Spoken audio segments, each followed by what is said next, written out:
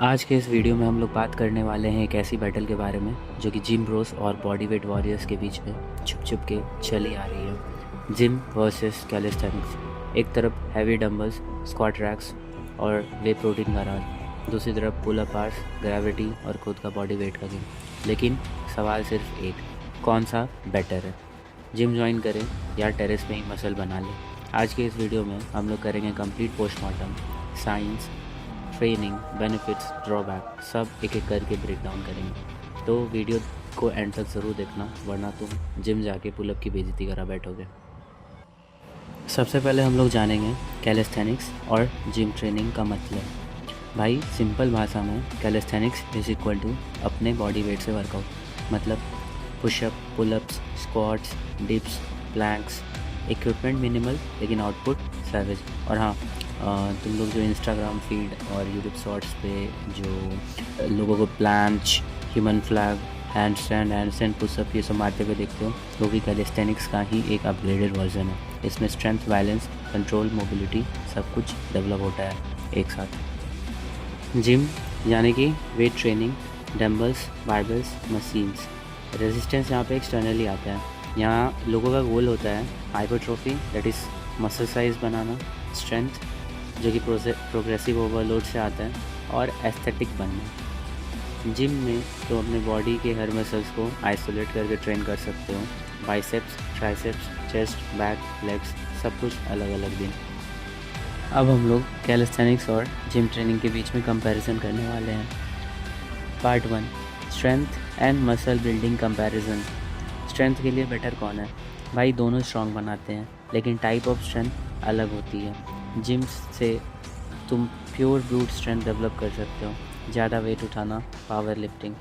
Calisthenics में तुम्हारा strength functional होता है, अपने बॉडी को स्पेस में कंट्रोल करना। मसल बिल्डिंग के लिए यहाँ जिम थोड़ा लीड ले जाता है, क्योंकि प्रोग्रेसिव ओवरलोड करना इजी होता है, आइसोलेशन कर सकते हो, वॉल्यूम बढ़ा सकते हो, इसलिए जिम वाले लोग ज़्यादा बल्क्ड अप और मस्कुलर दिखते हैं। लेकिन कैलिस्थेनिक्स में लीन और श्रेडेड फिजिक मिलता है, जैसे Bruce Lee types. Part 2, fat loss and mobility comparison. अब बात करते हैं फ़ैट लॉस की। फ़ैट लॉस या वेट लॉस किसी से भी हो सकता है, असली गेम डाइट का होता है। बट यहाँ पे कैलिस्थेनिक्स थोड़ा लीड लेती है, क्योंकि कैलिस्थेनिक्स थोड़ा ज़्यादा कार्डियो इंटेंसिव होती है, क्योंकि इसमें तुम्हारा पूरा का पूरा बॉडी इंगेज हो रहा होता है एक ही टाइम पे, इसलिए कैलोरी भी ज़्यादा बर्न हो रही होती है। जिम में अगर तुम सिर्फ वेट उठा रहे हो और रेस्ट ज़्यादा ले रहे हो तो फैट लॉस का प्रोसेस तुम्हारा स्लो हो सकता है। अब बात करते हैं मोबिलिटी एंड फ्लेक्सिबिलिटी के बारे में। यहाँ कैलिस्थेनिक्स क्लियरली जीत जाता है। उसमें तुम्हारा हर जॉइंट, हर टेंडन, बेसिकली हर एक बॉडी पार्ट इंगेज होता है। तुम एजाइल और स्टेबल बनते हो। जिम में फ्लेक्सिबिलिटी पे कम ध्यान दिया जाता है और मोबिलिटी लिमिटेड रह जाती है। Part 3, mind muscle connection and skill building comparison. Calisthenics तुम्हें स्किल सिखाता है, जैसे muscle up, handstand pushups, human flag, जो तुम्हारे ब्रेन को भी एक्टिव रखता है। एक टाइप का माइंड मसल डिसिप्लिन डेवलप होता है। जिम में भी माइंड मसल कनेक्शन होता है, लेकिन वो मसल कंट्रोल के लिए, स्किल के लिए नहीं। तो हम लोग कह सकते हैं in short, gym is equal to muscle isolation and calisthenics is equal to muscle coordination. Part 4, cost and convenience comparison. अब बजट की बात। Gym is equal to membership fees, equipment, supplements. Calisthenics is equal to terrace, park, pull up bar. बस तुम literally zero cost पे अपने आप को एक बीस्ट बना सकते हो। ऑल्सो जिम जाने का मूड भी चाहिए होता है, लेकिन कैलिस्थेनिक्स एनीवेयर कर सकते हो, घर पे, रूफटॉप पे, पार्क, हॉस्पिटल, जहाँ जगह मिले, बस स्टार्ट हो जाना चाहिए। Part 5, injuries and safety. Gym में अगर फॉर्म गलत हुआ तो इंजरी पक्की, स्पेशली जब हैवी वेट उठाते हो बिना प्रॉपर टेक्निक के। कैलिस्थेनिक्स में भी इंजरी होने के चांसेस होते हैं, पर मोस्टली ओवर यूज़ या रिपीटेटिव स्ट्रेन से होती है। बट बिगनर फ्रेंडली प्रोग्रेशंस मिल जाते हैं। बस दोनों में वार्म अप और फॉर्म पे ध्यान दोगे तो सेफ रहोगे। Part 6, progress tracking and motivation.